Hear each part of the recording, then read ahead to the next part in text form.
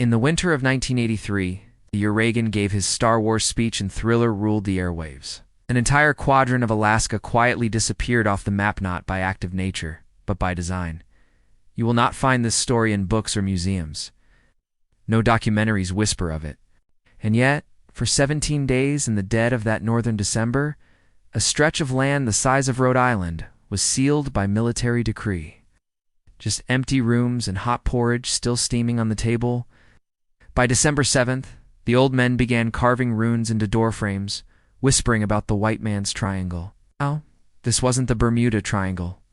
This wasn't even the Alaskan Triangle that conspiracy forums love to inflate.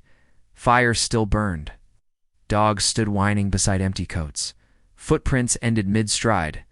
The only clue was a smell-o-zone and burnt copper.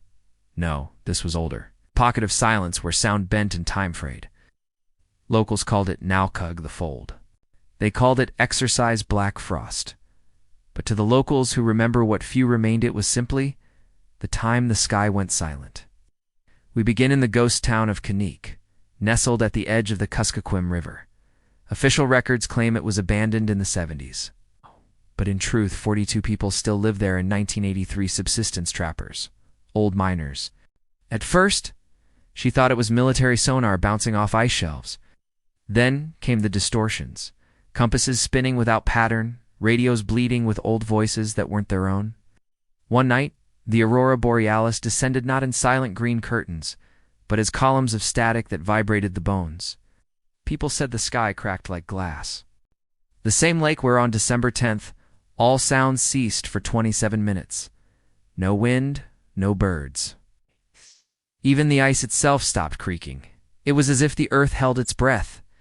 And when the air returned, half the village was gone. And two wayward scientists from the University of Fairbanks who refused to publish their findings. One of them was Dr. Elisa Maro, a glaciologist with a past wrapped in Cold War secrets.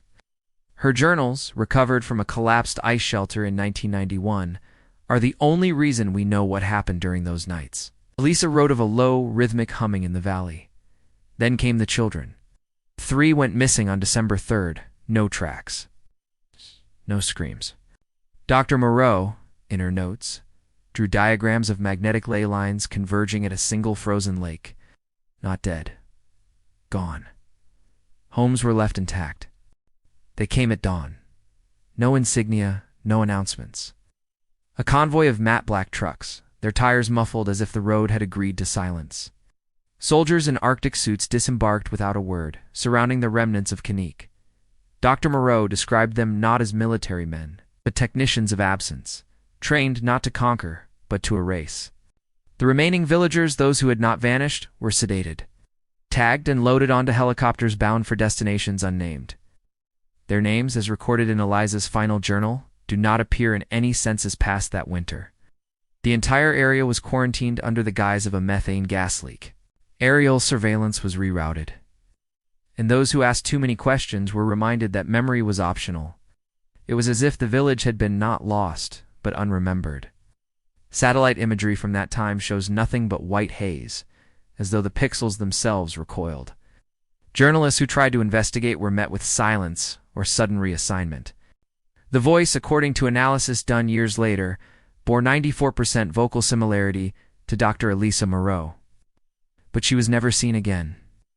A man in Juneau mailed a letter in 1995, claiming his brother had served in Black Frost and was now confined to a VA hospital where the walls wept. The letter ends with a sketch of the same spiral found in S-Cave, though it was signed only with an R, and the words, "The ice listens." 1. Richard Galen from Anchorage Times. Vanished en route to interview a pilot who had flown over Kaniq the night the lake went dark. The ice did not break, it withdrew. A sinkhole formed where the center once was, descending into a void that reflected no light. From it rose a vapor, smelling of old rain and scorched sugar, stood at the edge and began to laugh, then stepped forward without hesitation. He was gone before Eliza could scream. Her entry ends with one word, scratched not in ink but blood. Mouth. Only his camera was found, frozen upright in a snowdrift, lens pointing at nothing. Meanwhile, Dr. Maro remained in hiding within the ice caves north of the village. Her partner, geophysicist Amsil, had not spoken in days. He scratched spirals into the frost with his fingernails, whispering about the mirror beneath the lake. Eliza wrote that something was moving under the eyes, not fish, not water but patterns, geometric ripples that pulsed like breath. When she lowered an audio recorder into the borehole, it captured 19 seconds of a sound unlike any she had heard. Low, harmonic, and layered with what she described as grief. At that same night, the lake cracked. Not a single fracture, but a perfect hexagon that radiated from the center. 3 hours later, her transmitter went dark. By the morning of December 18th, Kaniq no longer existed on any official map. Roads leading in were blocked by weather hazard warnings. And yet, some remembered. An old Inuit woman in Nome described a legend of a place where the sky once bent downward and time turned hungry. But the most damning evidence came in the form of static. On Christmas Eve 1983, radio operators across Alaska reported a burst of white noise at 2:17 a.m., followed by a woman's voice reciting coordinates that led directly to the sunken lake. In 1991, nearly a decade after Kaniq vanished, a retired military contractor named Daniel Schofield broke his non-disclosure agreement in a dimly lit radio booth in Fairbanks. He spoke for 17 minutes, trembling and slow, choosing each word as if it might explode. The lake, he said, was a lid, not a basin, and what lay beneath was not water, not even earth, but memory itself compressed into resonance, waiting to be sung awake, not approaching, ascending. In late November, a deep-sea sonar experiment went wrong, or right, and something answered. Not in words, but vibration. It hummed back, he whispered, like it remembered being touched. But not before mailing a copy of the original broadcast to a conspiracy journal in Portland. It arrived in a package wrapped in military-issue waxcloth, along with a single Polaroid of what appears to be a person standing on the frozen. Lacarme's raised mouth, open eyes, black as obsidian. Others insist it was a hoax, a myth spun from winter madness. Yet satellite data from that month shows a temperature drop of nearly 50 degrees Fahrenheit within a 10-mile radius sudden. It's unnatural and never explained. Snow melted in rings, concentric, symmetrical. A myth, the frozen silence, a low-frequency pulse, was recorded by 2 different weather stations. A sound, lasting 13 seconds, buried beneath static, like a heartbeat trying to be heard. Schofield claimed he had been part of Project Drowning Star, a joint military experimental operation stationed near Kaniq during the winter of 1983.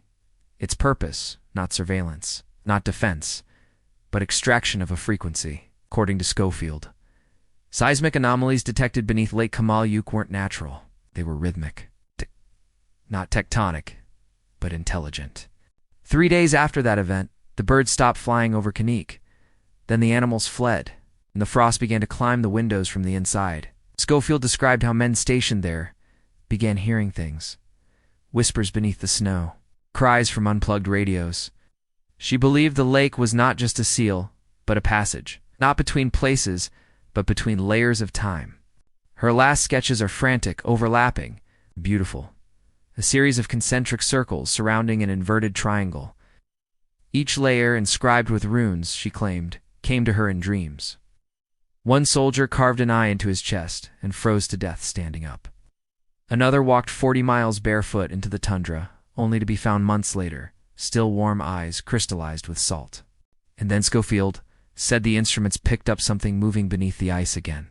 Dr. Maro's notes, which were recovered and partially declassified in 2004, mention this movement as the emergence point. The notes end abruptly. The final page is stained, as if dropped in water or tears. Schofield's interview never aired. The radio station burned down 4 days later in what officials called an electrical incident. He disappeared soon after. This day, no one can confirm who the figure was. But the time stamp on the photo reads, December 17th, 1983, 3:06 a.m. There are those who believe Kaniq was a casualty of Cold War experimentation. The last man to claim he'd seen Kaniq still standing was a bush pilot named Ellis Kovek. In 1985, he reported a detour caused by storm winds that forced him east of his usual route.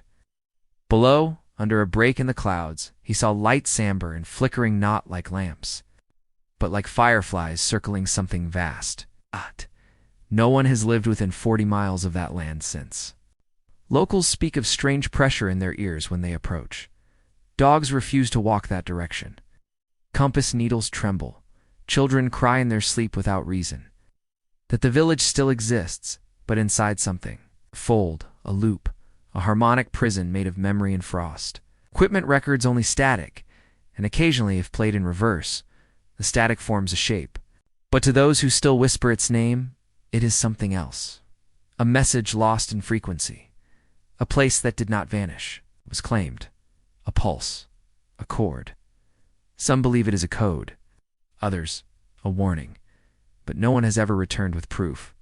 Only dreams. Vivid, repeating dreams of a village sunk in silence and a single figure standing at the center lake. Faceless, arms open, mouth humming. Her final theory, scribbled in frantic Latin on the back of a patient's sleep chart, reads simply, Resonantia tenet animum. Resonance holds the soul. And every winter, during the coldest hour before dawn, someone in the nearest town hears music. The echo of a village still singing to something older than time. Not just notes, but full trembling melodies carried on a wind that smells faintly of salt and iron. He describes structures, half submerged in snow, glowing faintly from within. And in the center of the village, the chapel roof gone, cross inverted, and a black column of smoke rising from inside, though no fire could be seen. They speak of the listening deep, a place where the earth forgets to spin, and time folds inward like wounded silk. The indigenous Ayak tribe refused to settle there, calling it Kaniq. Roughly, the mouth that hears. One tale warns of a people who sang too loud beneath the moon and were swallowed, not as punishment but as communion. Another claims the lake was a mirror to a second sky, and that sometimes, when the stars below outshone the ones above, a door opened. When he turned back and reported it, he was detained for 3 hours, then released without explanation. His aircraft was later lost during a routine inspection. That was the last sighting of Kaniq, if it was Kaniq at all.